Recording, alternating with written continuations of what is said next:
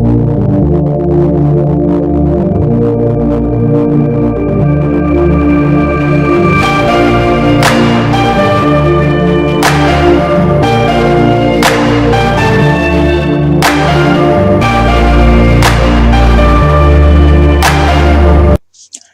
à tous et bonjour à toutes, c'est Bonnie pour un nouvel article audio sur Access.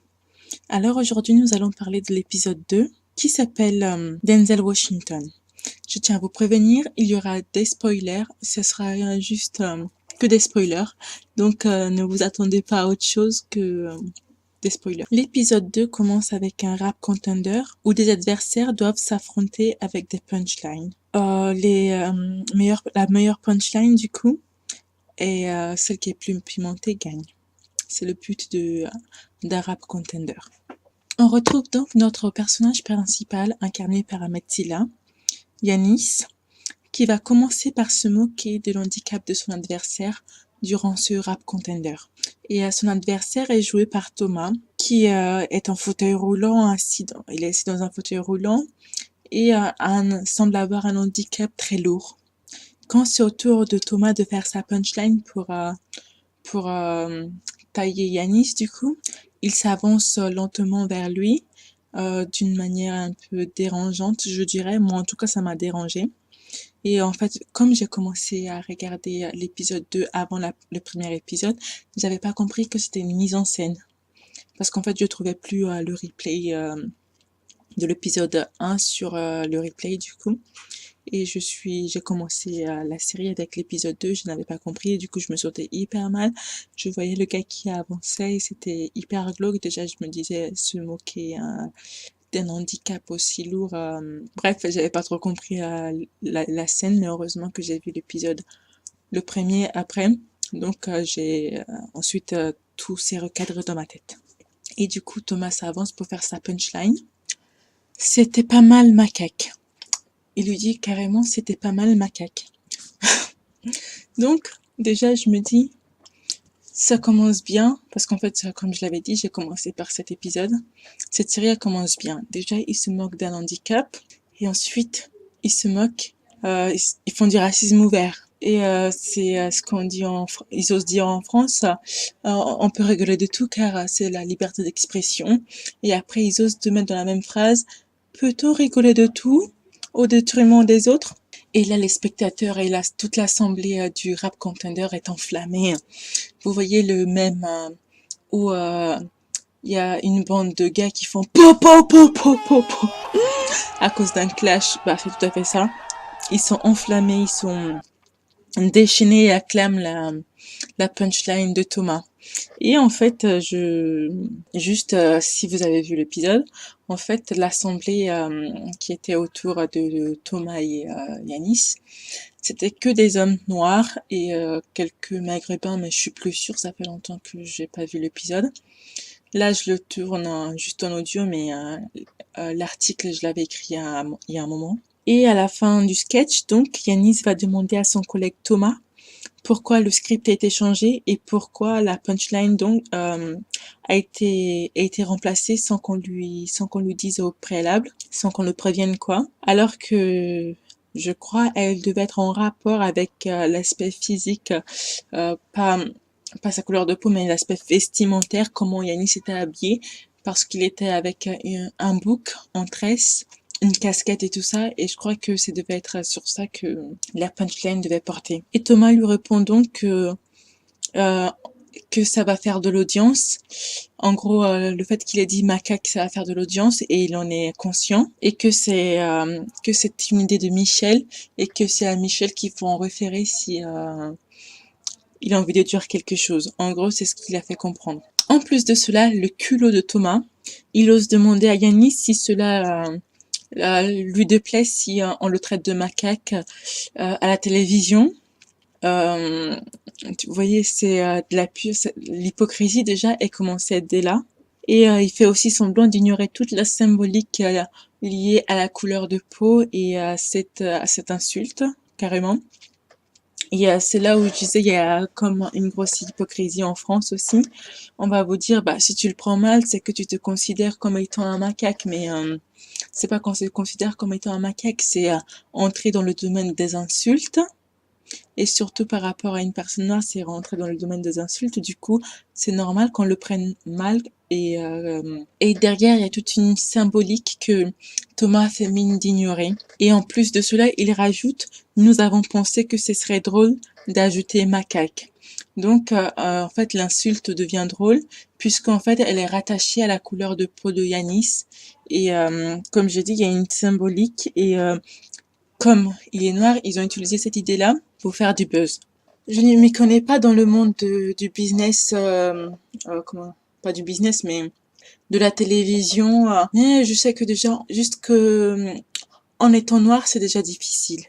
Mais admettons, dans un domaine aussi sélect que la télévision, on ne voit pas beaucoup de personnes noires. Cela doit être encore plus compliqué à gérer entre ce que les gens pensent de vous, ce qu'ils voudraient montrer à la télévision de vous et ce qu'on rattache à votre couleur. En plus de cela, j'avais pensé à l'épisode du Rap Contender, les premières scènes qu'on voit, le clash du coup.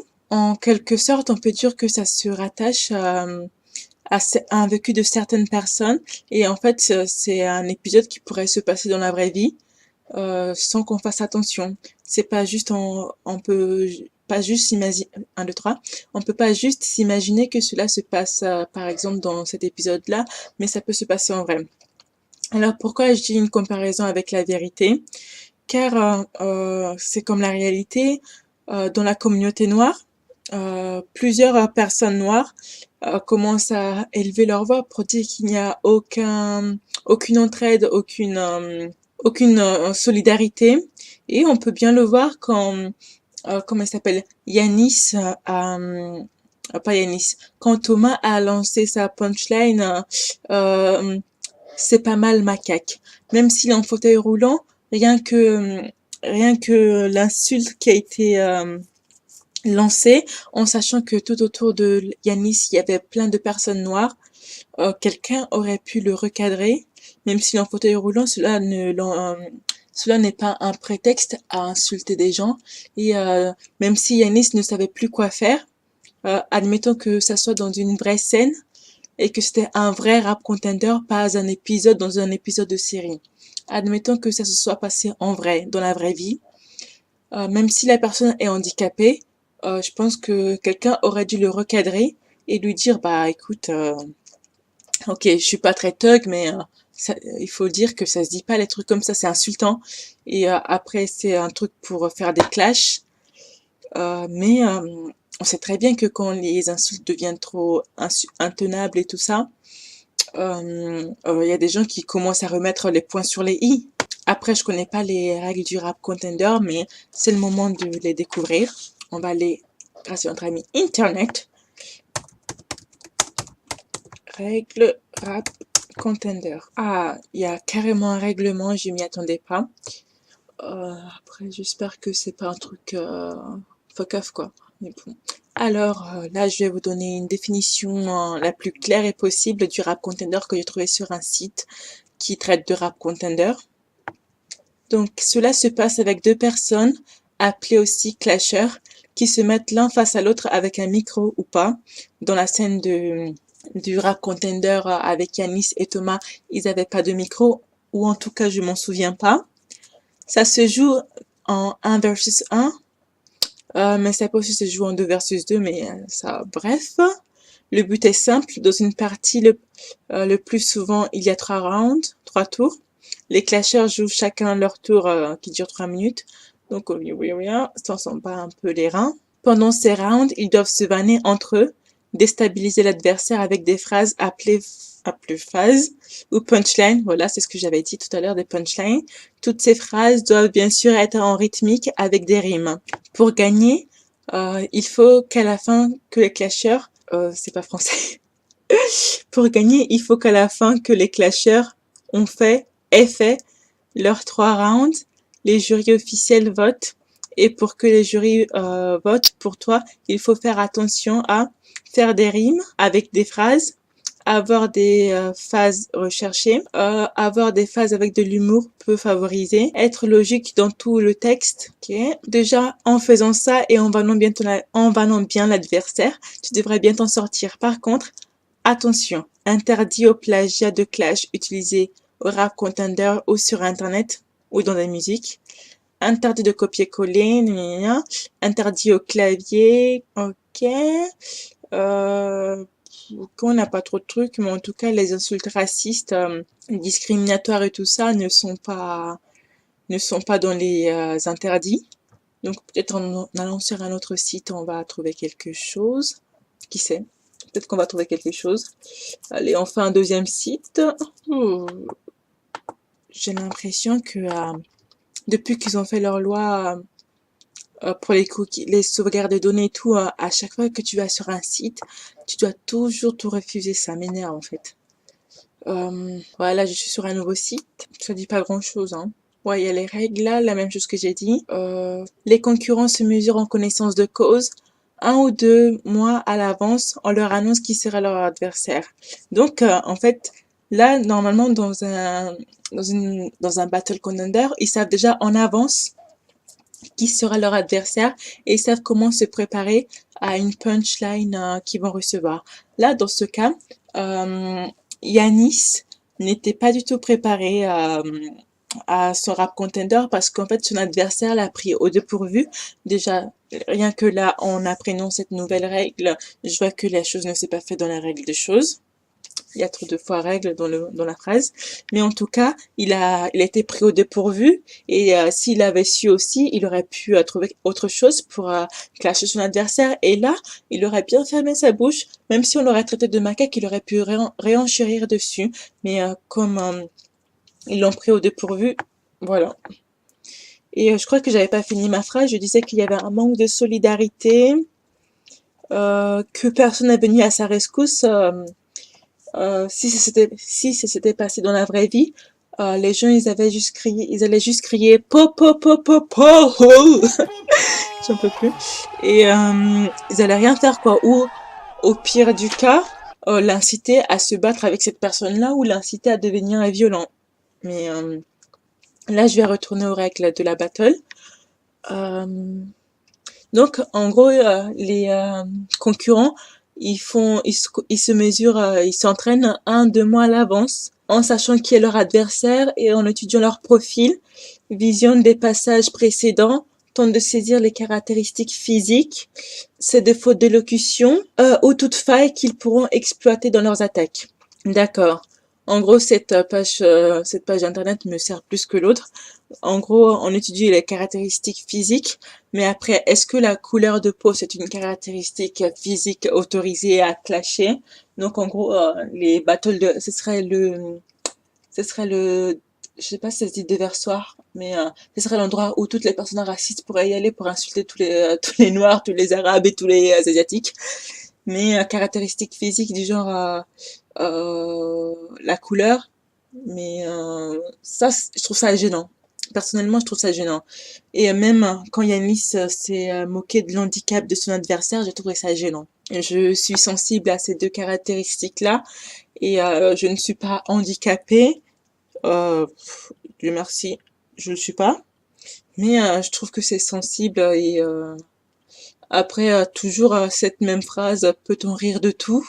Quelles sont les limites? Bah, riez de tout, mais quand ça vous tombera sur votre gueule, après, ne venez pas pleurer. C'est tout. Riez de ce que vous voulez, mais quand un jour on vous demandera de rembourser des je sais pas quoi là, euh, de rembourser de l'argent parce que vous avez offensé quelqu'un, une communauté ou des gens qui ont une telle maladie ou un tel truc, faudra pas venir pleurer parce que la liberté d'expression, elle a quand même ses limites. Et par contre, dans cet article-là, on n'a pas les interdits, ce que je trouve dommage.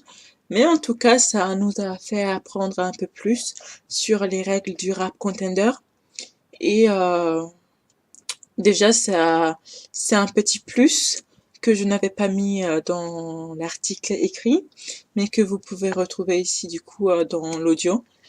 Et j'avais autre chose aussi à dire par rapport à Thomas. Je sais pas si je le dis maintenant ou après, bref, en tout cas si je le dis maintenant, vous le retrouvez plus tard. Mais en tout cas, le comportement de Thomas, c'est de délaisser en fait le fait que ils aient changé de script. Monsieur n'est plus, comment dire, il n'est plus impliqué dans l'affaire. Ce n'est pas sa faute. Il remet tout ça sur ses autres coéquipiers. Pourtant, il dit bien, nous avons pensé que ce serait une bonne idée. Le nous, en gros, quand il dit ça comme ça l'englobe en même temps. Mais il dit après que c'est Michel qui a mis ça en place. Et ça, je trouve ça vraiment lâche. Et surtout parce que, en fait, si vous avez regardé l'épisode, du coup, on se rend bien compte que Thomas, lui aussi, c'est une minorité dans cette équipe qui est composée que dire, à part, je crois qu'il s'appelle Alexandre, je sais plus. Je sais plus, je vous le dirai plus tard. Le personnage joué par Bambi, qui est du coup, on sait que Bambi par excellence il est juif parce qu'il a joué plusieurs comédies où il disait qu'il était juif, mais en tout cas ils sont tous caucasiens et les seules têtes qui sont pas caucasiennes du coup dans le dans la série c'est Thomas et Yanis. Et Thomas, du coup, on peut être aussi un peu déboussolé par rapport à son comportement, du coup, parce qu'en fait, quand on est en minorité, on a tendance à aller chercher l'autre minorité pour se donner un peu de force, dire, bon, on va travailler ensemble, mais Thomas, il était déjà intégré plus que plus. Du coup, il en avait rien à faire de Yanis. Il allait pas aller chercher Yanis au bas du trou pour l'aider, non. C'est un gars qui est en minorité, mais il s'est adapté à cette situation-là au sein de son travail. Il a même francisé son prénom. À vous dire que le gars, il a voulu vraiment s'intégrer parce qu'on apprend que Thomas, plus tard, ce n'est pas son vrai prénom, mais je crois que on sait pas encore quel est son prénom. Et le gars, il allait jusqu'à franciser son prénom, prendre, comme Zemmour le dit, prendre un nom du calendrier chrétien pour avoir sa place dans ce travail. J'avais aussi un truc à rajouter de la définition que je vous avais donnée du deuxième site. Ils disent que en fait on peut se baser sur des défauts physiques. Or la couleur de peau d'une personne, si on prend en compte ce que Thomas a dit en traitant Yanis de macaque, il a pris à cette insulte. Honnêtement, on va pas se mentir, c'est parce qu'il est noir qu'il a traité de macaque.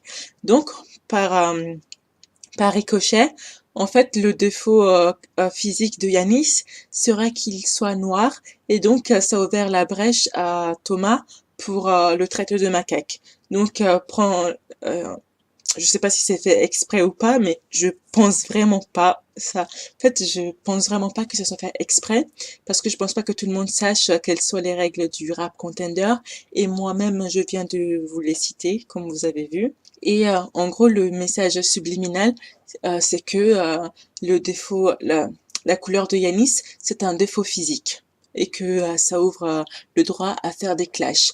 Et je répète tout encore que je ne suis pas pour que on se clash, mais si cela fait plaisir à des personnes, en sachant que aussi c'est un rap qui c'est fait pour tailler des gens. Il faut savoir accepter certains trucs et c'est pour ça qu'il y a des gens qui vont et voilà. Mais en réalité, je voudrais savoir si vraiment est-ce que on peut clasher des gens sur leur genre, le genre, leur couleur de peau, en fait, tu peux clasher je vais pas dire tu peux clasher quelqu'un sur sa couleur de peau parce que ça veut rien dire. Mais sur un trait caractéristique, oui. Mais de là à l'insulter, prendre une insulte pour que cette insulte-là soit caractérisée à ce on prétend être un défaut physique, je trouve ça, je trouve pas que ça soit dans les règles du jeu.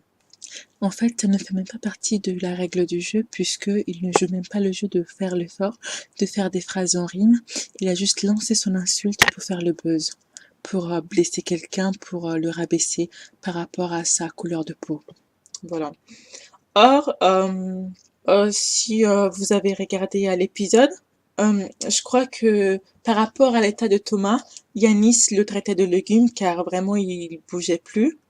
Et encore, je trouvais ça chaud parce que mais en vrai, je m'imaginais vraiment une personne dans cet état-là parce que j'en ai connu.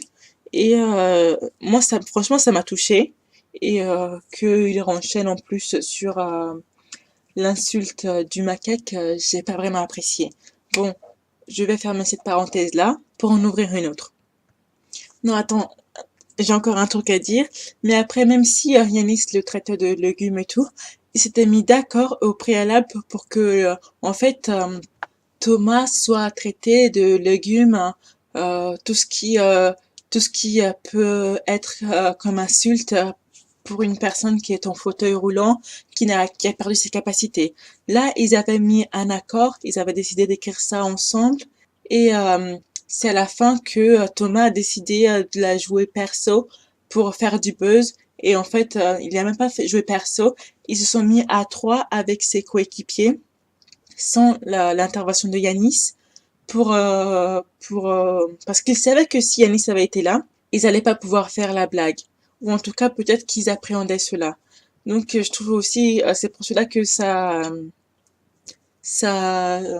j'ai trouvé ça un peu chaud parce qu'il n'a pas été prévenu de ça et ça aurait pu se dérouler autrement si Yanis avait participé à la séance d'écriture. Et en fait, j'aurais voulu voir comment un, deux, trois, ça se serait passé s'il avait participé à la séance d'écriture. Et même si ça aurait changé quelque chose s'ils n'allaient pas faire leur blague de macaque.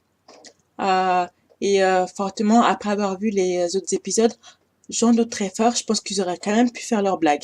Après ça, c'est mon avis. Je vous invite à regarder la série pour vous faire une idée. Et je voulais juste vous prévenir aussi que la deuxième saison est sortie et je n'ai toujours pas fini d'écrire mes commentaires à propos de ça parce que je sors d'autres articles et que j'ai une vie aussi un peu remplie et qui me sort un peu des trous des oreilles et tout, d'un peu partout. Mais en tout cas, en fait, cette série, je la trouve très intéressante, mais c'est juste que je dois trouver le temps pour l'écrire, en sachant que j'écris autre chose aussi, et que en fait, j'ai tellement envie de tout écrire en même temps que chaque fois que je publie un truc, je prends du temps. Bon, passons à la suite. Après cela, Yanis va donc demander à Thomas s'il peut participer aux séances d'écriture. Mais ce dernier va lui dire que ce n'est pas lui qui se charge de qui participe à quoi, et va lui dire qu'en fait, il faut que Yanis lui prouve à lui, donc que Yanis prouve à Thomas que en fait c'est un bon acteur, qu'il mérite sa place au sein de l'équipe pour qu'il aille faire une dérogation, qu'il aille demander quelque chose à ses supérieurs pour que Yanis puisse intégrer l'équipe d'écriture des sketchs. Donc Yanis, par rapport à ça, lui demande, bah, ce n'est pas Valérie qui s'occupe de tout ce qui est équipe d'écriture et tout. Donc je vous rappelle, Valérie, c'est l'actrice Theresa May qui la joue, qui est euh, la DRH un peu, la la directrice qui s'occupe de la compagnie Sketch et Associés, qui est en charge de tout et qui a embauché du coup Yanis parce qu'elle avait vu qu'il avait un fort buzz sur YouTube et qu'elle trouvait que ce dernier pourrait donner un de second souffle à faire revivre l'émission grâce à sa notoriété et sa popularité qu'il avait sur YouTube. Euh, du coup, oui, on va dire que c'était YouTube parce que je pars du postulat que de nos jours, c'est pas sur un blog que qu'on fait qu'on fait du buzz, mais plutôt sur YouTube. Donc, Thomas lui répond que non, ce n'est pas Valérie qui a la charge de cela, que c'est un comité, on va dire ça comme ça, plus supérieur à elle, qui s'occupe de ces genres de comment dire de trucs techniques, qui fait les groupes, et donc que en fait il allait se faire porte-parole de Yanis euh, et ainsi lui faire de la publicité pour qu'il puisse intégrer cette équipe-là, mais il fallait que Yanis se montre à la hauteur de ses espérances à lui, quoi. Qu'il fallait qu'il prouve qu'il avait sa place au sein de l'équipe, qu'il fallait qu'il fasse plus que plus. Or, je vous rappelle, euh, toujours Valérie, dans l'épisode précédent, avait dit qu'ils étaient nuls, mais nuls de chez nuls. Et en fait, je sais plus si c'est dans cet épisode ou dans l'épisode précédent, mais en tout cas, ils n'avaient pas d'avenir dans le monde de la comédie si cette série s'arrêtait. Donc, un acteur médiocre, comment fait-il pour avoir autant d'audace pour aller parler devant un gars qui a une notoriété qui est reconnue, même si c'est sur YouTube, même si ça n'a rien à voir avec le monde de la télévision. Quelqu'un qui a une autorité qui est plus reconnue que toi, tu oses lui dire qu'il doit faire ses preuves devant toi pour que tu ailles plaider pour lui, pour qu'il puisse intégrer une équipe de cassos. Donc, on voit que par cela, Thomas se met en position de supériorité par rapport à Yanis, alors que déjà, ils ont le même âge. Le gars, c'est le pire, on va le dire en vrai, c'est pas un bon acteur, ça peut être même le pire des acteurs. Franchement, des fois, son talent n'est pas reconnu, mais c'est pas pour autant, pardon, il joue les expérimentés, il joue les acteurs qui ont tout vu dans leur vie, alors que visiblement, ils semblent avoir le même âge, les deux, Yanis et Thomas, semblent avoir le même âge. Cependant, ça n'empêche pas Thomas de jouer les expérimentés, hein. Il fait comme s'il avait déjà percé dans le milieu du showbiz. Ça dérange personne. Et aussi, il fait croire qu'il a du pouvoir dans l'entreprise, genre c'est son père qui a fondé l'entreprise. Mais rien du tout. Et surtout, il faut bien mettre les points sur les i. Ce n'est pas lui qui a engagé Yanis, mais c'est Valérie qui a engagé Yanis, car l'entreprise est en train de crever. Donc, vous voyez des fois dans des entreprises, il y a des gens qui n'ont rien, qui font rien, qui sont rien, mais qui veulent quand même vous leur montrer, vous montrer qu'ils servent à quelque chose en fait. Parce que en fait, ils ont peur d'être remplacés. Je suis sûre c'est ça. Ils ont peur d'être remplacés, ils ont peur d'être effacés. Et c'est tout à fait ce que Thomas est en train de faire à Yanis. Donc il veut faire croire que grâce à lui, si Yanis finit par intégrer l'équipe d'écriture, ça sera grâce à lui, grâce à Thomas. Chose que je doute très fort, il l'aurait fait. Je pense que même, il aurait pu continuer pendant des mois, en fait, Yanis, après cela, n'était pas allé voir Valérie, à lui faire croire que il plaidait à chaque fois devant ce comité-là pour qu'il puisse écrire, alors qu'il faisait rien et se foutait bien de la gueule de Yanis quand il était derrière. La discussion finit avec Thomas.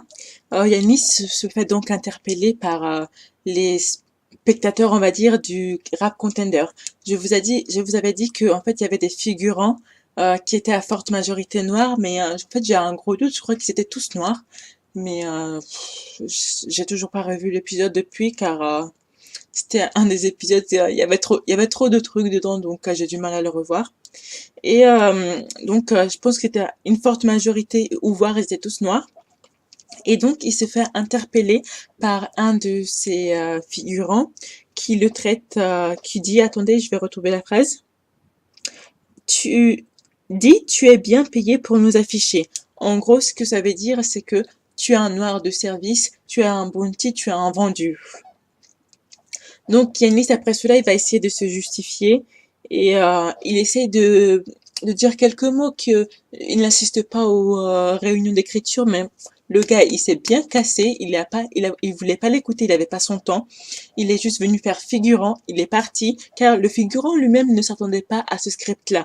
Il était juste là pour crier po po po po po po, parce que en fait le gars handicapé devait juste tailler Yanis, mais pas de cette façon-là.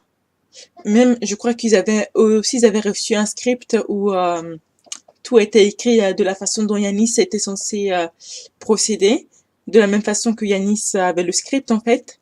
Et ils ont été aussi, ils s'attendaient pas à ça, mais ils ont joué le rôle jusqu'à la fin. Après cet épisode-là, Yanis décide donc d'aller voir Valérie. Et en fait, il y a une scène que j'appelle la scène de la porte, qui m'a tellement énervée. En gros, je sais pas, c'est du foutage de gueule. J'ai même pas envie d'en parler. En tout cas, si vous l'avez vu, je sais pas, parlez-en entre vous, laissez un commentaire, faites quelque chose, mais on est d'accord que c'est du foutage de gueule. C'est du foutage de gueule. Ouais, lui aussi, il pouvait taper à la porte, hein. Rentrer chez les gens, on dirait chez sa mère. Même chez sa mère, il tape la porte. Mais quand même, après, elle a quand même abusé. Et je trouve aussi c'est du manque de respect. Je sais pas si c'est du manque de respect. Ouais, en fait, c'est du manque de respect. C'est du manque de respect, mais je sais pas. Là, je vais pas dire que c'est par rapport à sa couleur, mais quand même, c'est un peu abusé. Il y a que des trucs qui s'enchaînent, du coup, là, on peut se demander si c'est par rapport à sa couleur ou si, qu'est-ce que c'est, quoi. On veut savoir. Alors, dans l'article écrit, en fait, je disais, on nous présente les parents de Yanis, alors que ce n'est pas le cas. Comme je vous avais dit, en fait, j'ai commencé par regarder l'épisode 2 avant l'épisode 1. Du coup, moi, je pensais que vraiment l'épisode 2, c'était le premier épisode. Donc, j'ai dit qu'on nous présentait les parents de Yanis. Donc, il faut que je vous dise que, en fait, du coup, pour moi, la présentation des parents de Yanis, c'était très brutal. Puisque je pensais que c'était l'épisode 1, je me suis dit, voilà, on va nous présenter encore des parents énervés, qui en ont rien à foutre de leur enfant, mais franchement, j'étais au bout de ma vie. Je fais encore une... Oula. Encore une série qui est juste là pour se foutre de la gueule des Noirs, quoi. Or, en fait, on avait déjà vu les parents de Yanis dans l'épisode 1, et je me rappelle même plus s'ils avaient été... Bref, c'était relativement calme. Et là, franchement, on voit des parents très très très froids. Et même pour la mère, on a le stéréotype de la Hungry Black Woman, que franchement, on en a marre de voir cette Hungry Black Woman. Mais je veux vous dire, heureusement, si c'est juste des trucs qui peuvent vous faire arrêter une série, je vais vous faire un mini spoil. Ça va s'arrêter très vite parce qu'en fait, on va voir que la mère de Yannis est une femme très douce, très accueillante, mais c'est par rapport à au comportement de son fils que elle peut être, elle peut être agressive, mais pas du genre agressive comme vous savez, quand les blancs, ils ont de vous d'insulter une femme noire et ils disent oui, tu es agressive, c'est pas le même genre d'agressivité qu'une personne noire peut ressentir. Moi, son agressivité, je la traduis comme une colère parce que son fils fait n'importe quoi à la télévision. C'est juste être en colère. En gros, il y a les femmes noires ne peuvent pas être en colère parce que c'est rattaché à cette image-là. Donc là, je vais vous parler de ce que j'avais écrit par rapport à l'article. Sinon, après, je vais aller dans des blablatage, ouais, incessant. Et je vais perdre le fil de ce que je voulais dire. Donc oui, on nous introduit, du coup, j'ai introduit, mais on nous l'avait déjà présenté. Le père de Yanis entre dans le champ.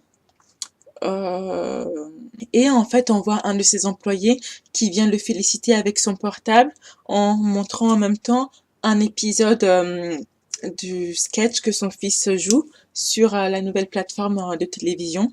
Et en fait, le père de Yanis, on sait que c'est un patron de chantier, c'est un chef de chantier, et on le voit qu'il est pas trop content par rapport à ce que son employé lui dit. Même si on vient le féliciter parce que son fils est une petite vedette montante à la télévision, car il était connu sur YouTube et maintenant il est à la télévision, c'est quand même remarquable. Mais le fait est que le père de Yanis, j'ai complètement oublié son nom, je l'ai pas pris, mais joué par Jean Gabin, il aurait pu être fier de son fils. Mais par rapport au rôle, surtout par rapport au clash qui a été médiatisé, qui a été mis à la télévision, là, le père, il a plus honte qu'autre chose. Et c'est un sentiment très humain. Et malheureusement, comme je vais le répéter, quand une personne noire réagit d'une certaine façon, on va rattacher ça à sa couleur de peau. Or, n'importe quel père qui aurait vu son fils à la télévision euh, euh, faire un truc qui porterait atteinte à l'image de son fils lui-même et à l'image de sa propre communauté peut avoir honte. Et c'est tout à fait légitime, c'est tout à fait humain ce genre de comportement. Mais comme je l'ai dit, rattaché à une couleur de peau, surtout la couleur de peau noire, cela s'amplifie et c'est vu péjorativement. Et je me demande comment les gens ont vu ça autour de moi. J'ai demandé si la série elle était regardée J'étais surprise, les gens savaient même pas que cette série était sortie, malgré le fait que Ahmed Silla a beaucoup médiatisé sur les réseaux sociaux sa série. Et non, il y a dans mon entourage plein de personnes qui ne savent pas que la série est sortie. C'est en leur disant que ils ont appris, mais c'est pas pour autant qu'ils ont regardé la série. Ils attendaient mes commentaires. Je leur ai dit, écoutez, j'ai pas envie de vous faire de commentaires, car si vous n'avez pas regardé la série, c'est après ils se lancent dans des débats alors qu'ils n'ont pas vu la série et ça m'énerve. Donc j'ai pas envie de m'énerver avec des gens qui n'ont pas regardé la série, mais par rapport à ce que tu leur racontes, ils vont te dire ah oui, mais ils vont te faire un argumentaire alors ils ont pas le contenu. Voilà. Après la rencontre avec le père de Yanis, on va rentre en scène la mère de Yanis qui travaille dans un salon de coiffure. Et on tombe directement sur une scène que je trouve... en fait, j'étais presque choquée par cette scène plus qu'autre chose. Déjà, elle travaille dans un salon de coiffure. Je me suis dit, bon, bah, pour changer, au moins, elle n'est pas femme de ménage. Au moins, elle est pas secrétaire pour je sais qui. Au moins, elle n'est pas femme au foyer. Tous les stéréotypes qui sont dans les films pour les femmes noires. Et du coup, je crois que c'est la première fois dans un film français, je vois une femme noire dans un salon de coiffure qui travaille dans un salon de coiffure. Et en plus, ce qui m'a un peu choqué, c'est qu'en fait, je m'attendais qu'elle travaille dans un salon de coiffure. Pour vous dire que moi-même, je m'attendais à une représentation stéréotypée de la femme noire, quoi. Je m'attendais qu'elle travaille dans un euh, euh, salon de coiffure africain. Et ben non, elle travaille dans un salon de coiffure pour caucasien, quoi, je vais vous dire la vérité. Écoutez, les salons de coiffure pour blancs, on peut traiter que les cheveux de blanc dedans. Donc, elle était au téléphone, visiblement, je pense, avec le père de Yanis. Et il était vraiment, vraiment énervé. Je pense parce que Yanis, du coup, venait de tourner la scène du rap contender. Et c'est pour cela que le père de Yanis a dû appeler sa mère. Et ils ont discuté de ça, donc il y avait un peu d'énervement dans l'air et tout ce ressenti d'impuissance parce que leur fils affichait la communauté noire, s'affichait lui-même déjà et la famille d'abord dans un truc aussi incongru. Et je pense qu'il y avait du ressenti par rapport au père. Donc ça s'est ressenti par rapport à la mère aussi qui était énervée par rapport à cela. Une fois qu'elle a fini sa discussion et tout, bah du coup et en plus j'avais envie d'en parler, je trouve que c'est un peu un manque de de professionnalisme, de bref, j'arrive plus à parler les 20 heures depuis ce matin, je bosse.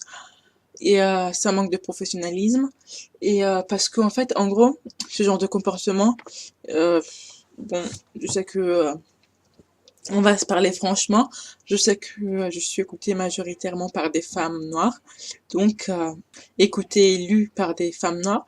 Donc c'est un genre de comportement qu'on retrouve chez les coiffeuses noires africaines dans les salons de coiffure africains. En gros, elles sont au téléphone, en même temps elles te coiffent.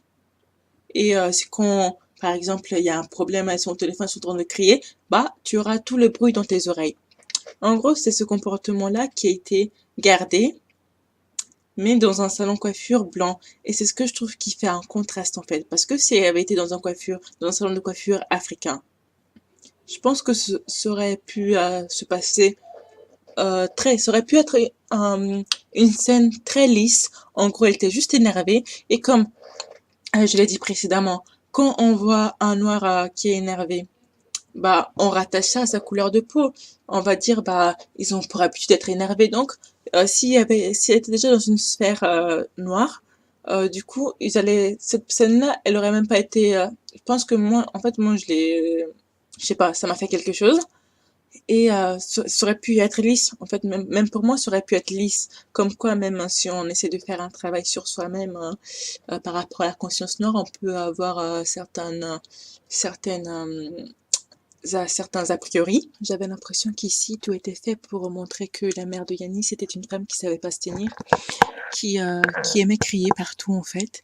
Et en fait, je dis cela parce que pour un salon de coiffure, c'était très silencieux. On n'entendait même pas les bruits de sèche-cheveux, de d'eau qui coule. Vraiment, on n'entendait rien. Et il y avait que seulement la mère de Yanis qui criait au téléphone, qui était presque déchaînée, quoi. Et du coup, tous les regards étaient dirigés vers elle. Donc, j'avais vraiment l'impression que, en fait, ce contraste-là, il était fait exprès pour montrer l'aspect angry black woman. Et du coup, c'est ce que je me suis dit. Soit c'est, je me suis dit, en fait, ils ont choisi de la mettre dans un salon caucasien pour ça, quoi. Parce que sinon, si Ahmed Silla avait mis sa patte dans le travail, peut-être que peut-être qu'il l'aurait mis dans un salon africain, mais après, je suis pas sûre. C'est mon avis. C'est ce que je pense, ou peut-être même que c'est lui qui a eu l'idée de la mettre dans un salon caucasien parce qu'il trouvait ça trop caricatural. Ça se trouve, c'est ça, mais je sais pas. Je peux rien dire car ils ont pas fait de commentaires sur leur travail. J'ai même essayé d'envoyer un mail pour poser quelques questions à Metsila comme si elle allait me répondre, mais rien à faire. Aucune réponse. Bon, j'aurais été très étonnée qu'ils me répondent. Ensuite de cela, du coup, il y a des clientes de la mère de Yanis qui commence à vouloir s'introduire dans l'histoire qu'elle a entendue au téléphone. Et en fait, la mère de Yanis l'a vite fait récaler. Elle lui a bien mis les points sur les i en lui disant que en fait, c'était pas ses oignons. Mais en fait, elle lui a répondu d'une façon tellement froide que je viens rejoindre encore ce que je disais, ça contribue au stéréotype de la angry black woman qui est resté dans la mentalité des gens. Mais en plus, en fait, il faut juste regarder l'épisode pour comprendre, car elle lui a répondu tellement mal, en fait, parce que la femme voulait vraiment s'incruster dans la vie des gens. Les papatoyas, là, le papatoyage, là, faut arrêter ça aussi. C'est pas parce que vous êtes client que vous allez vous introduire dans la vie des gens. Même si, j'avoue, de la part de la mère de Yannis, c'était pas professionnel elle est au travail et puis elle va discuter de ses problèmes avec son mari. Mais aussi, les clients, sachez vous tenir. Parce qu'après, quand on vous répond mal, vous êtes là à noter sur internet, les salons ils sont irrespectueux et tout, alors que vous-même vous cherchez confrontation. Donc papatouillage là c'est fini dans le salon de coiffure. En plus la scène m'a fait tellement rigoler, j'en pouvais plus. Je me suis dit en fait ça c'est le genre de truc, même dans un salon de coiffure africain ça se passe pas. En tout cas, même dans un salon de coiffure africain ça se passe pas comme ça. La coiffeuse tu ne fermes pas ta bouche comme ça. Après je sais pas comment ça se passe dans les salons de coiffure à Château-Rouge et tout, mais en tout cas, dans ce que je suis allée, même si c'était limite, on te disait pas de fermer ta bouche comme ça. J'en peux plus. En tout cas, j'ai bien rigolé. Ce que je pense de l'introduction des parents de Yanis, comme c'était pas l'introduction, mais bon, la mise en scène des parents de Yanis dans cet épisode-là, en fait, j'espère que c'était juste un choix artistique en vue de faire travailler la vision des autres communautés. Mais là, en y pensant plus profondément, j'en doute très fort. Je pense que le travail au niveau scénaristique, au niveau artistique et tout, il n'a pas été creusé sur ce point-là. Je pense pas. Et je suis un peu heureuse de voir que c'est vraiment légèrement heureuse de voir que les parents de Yanis ne travaillent pas dans un métier précaire. Car c'est qu'on avait l'habitude de voir des noirs travailler dans des séries, c'est soit la mère est femme de ménage, le père des fois il est même pas là, des fois il y a même pas de père, ou il est en galère sur galère. Et là on va voir que bah non, ils ont des postes pas précaires, mais qui leur bah non, coiffeuse et chef de chantier, franchement ils ont des trucs qui on peut vivre bien quoi avec. Et c'est flatteur. C'est flatteur, ça change des stéréotypes qu'on a l'habitude de voir, du noir qui sort de la cambrousse, qui essaie de juste briller. Et ça fait un peu plaisir à voir. Et du coup, aussi, juste en regardant ce deuxième épisode, j'espérais vraiment que On n'allait pas continuer sur le rôle de la mère de Yanis en tant que Angry Black Woman. Et si vous ne savez pas ce que c'est que l'Angry Black Woman, je vous prie d'ouvrir très grand vos oreilles, car je vais vous donner une définition claire et nette. Comme ça, ensuite, c'est fait. On a la définition et ensuite on arrête de traiter toutes les femmes noires qui s'énervent d'Angry Black Woman, car des fois c'est même vous qui allez les chercher et après vous... Oups là. Des fois c'est même vous qui allez les chercher et vous dites que c'est des Angry Black Woman alors que vous faites tout pour les pousser à bout. Franchement, ça c'est du bullshit qu'il faut arrêter en 2019. Il faut arrêter ça. Conditionnez-vous. Conditionnez-vous. Donc, je sais même pas à qui je parle en fait. Donc, Angry Black Woman consiste à dire que les femmes noires seraient mal élevées, stéréotype qui est particulièrement présent aux États-Unis. Mais je précise, c'est pas parce que ce stéréotype-là il est aux États-Unis qu'il n'existe pas en France. Les gens en France là, ils aiment trop dire ça. Non, mais c'est qu'aux États-Unis, qu'aux États-Unis. Quand il y a les mauvaises choses là, c'est qu'aux États-Unis. Mais quand vous venez, quand vous voyez des belles choses là, vous voulez que ça soit aussi en France. Donc, je vais vous expliquer un truc. Ce qui existe aux États-Unis là, ça existe aussi en France parce que vous aimez trop copier les États-Unis là. Il n'y a pas de personnalité. Vous aimez trop copier, donc vous avez mis ça aussi en France, mais vous dites que c'est faux parce qu'il n'y a que aux États-Unis. Donc on va arrêter cette hypocrisie. On va arrêter cette hypocrisie de dire que les choses se passent qu'aux États-Unis. Arrêtez de fatiguer les enfants des gens, dites la vérité. Vous aimez trop les États-Unis, mais comme ils sont racistes ouvertement, là vous voulez pas que cette image déteigne sur vous. C'est bon, dites la vérité, on sait. Oh, on vit avec ça tous les jours, donc dites la vérité, puis c'est fini. Dire quoi? Bon, qu'est-ce que j'avais d'autre à dire sur les parents de Yanis? Je regarde parce qu'en fait, ça va faire long. Je regarde si j'ai plus rien à dire. Comme ça, je coupe cette partie-là ici. Non, en fait, j'ai tout dit sur ce que j'avais à dire sur les parents de Yanis. Donc, je vais couper cette partie de l'audio ici. Et je vous dis à très bientôt pour la prochaine partie. Parce que je sais pas si je pourrais, en tout cas, je pourrais pas la tourner tout de suite. Parce que il est très tard le soir. En fait, j'ai dû faire en plusieurs fois l'enregistrement. Donc, je crois que quand je l'avais enregistré, je vous avais dit, bah, il est tard, il est 20h, genre, et là, il est 22h35. Et je sais que ça fait pas 2 heures que je tourne, mais entre-temps, je me suis levée pour manger. Et ça, c'est la magie du montage, car j'ai coupé tous les bruits où j'allais manger. Bah, en tout cas, j'ai mis pause. Et je suis retournée dessus. Bref, comme ça me prend du temps pour écrire, monter, faire les découpages et tout, je sais pas quand je posterai la suite. Mais en tout cas, comme je le disais, j'ai une petite communauté, donc on m'en veut pas de disparaître de un peu de temps, ça va. Et je peux me permettre de prendre du temps pour publier mes trucs, c'est aussi un avantage, car je suis pas stressée. Et en plus là, je suis pas du tout dans la production de masse pour faire des vues et tout, car c'est stressant. Je suis sûre que les youtubeurs qui font ça, ils sont presque stressés car ça devient un vrai boulot. Et moi, c'est plutôt un hobby, c'est plutôt un défouloir et je compte continuer comme ça. Et s'il y a plus de gens qui me suivent, je suis contente car ça me fait plus de psy qui m'écoutent gratuitement. Et en tout cas, toujours n'hésitez pas à partager.